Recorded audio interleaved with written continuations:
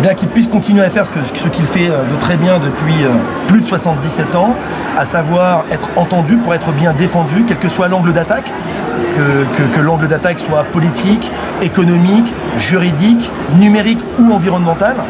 Être capable justement d'être bien entendu par des hommes et des femmes qui savent quels sont nos besoins et nos attentes, tout simplement parce que ce sont eux-mêmes des professionnels de l'immobilier qui sont sur le terrain et qui savent de quoi ils parlent.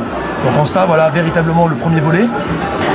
Le second, c'est de continuer à pouvoir nous informer par la voix de leur président de chambre ou par d'autres canaux, comme on a pu avoir cette chance lorsqu'on a été confiné. Je l'ai dit tout à l'heure en plénière et je le répète, un grand merci à la FNAIM qui a su en temps et en heure nous restituer les bonnes et les moins bonnes choses par rapport à notre branche d'activité professionnelle, avec notamment à l'époque la prise en charge d'un chômage partiel et d'en connaître clairement les définitions et les dispositions.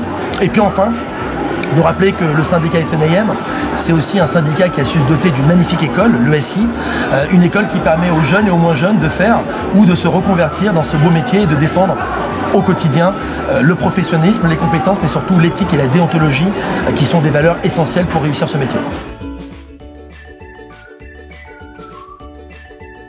Il peut attendre beaucoup de choses, d'abord de l'échange, du partage. On est un réseau qui est singulier par sa structure coopérative, créée notamment par la FNAIM en 1999, composée aujourd'hui par 225 associés, représentant eux-mêmes plus de 350 points de vente. L'une des forces vives du réseau, c'est le partage, l'échange, la capacité à prendre des décisions ensemble, 2 fois par an, lors de nos 2 assemblées générales, avec des exemples extrêmement concrets. Premier réseau à avoir mis en place un système de conciergerie. Force est de constater que l'idée était bonne, on a été copié par tous nos concurrents. Deuxième idée, c'est d'avoir été le premier réseau à se doter d'une fondation sous égide de la Fondation de France pour défendre nos valeurs que sont l'humanisme et l'efficacité. Bref, c'est aussi la capacité à se réinventer et puis capacité aussi à mutualiser finalement nos compétences à travers des services, des outils qui sont portés par la centrale d'achat et qui permettent de pouvoir être plus nombreux, surtout moins coûteux.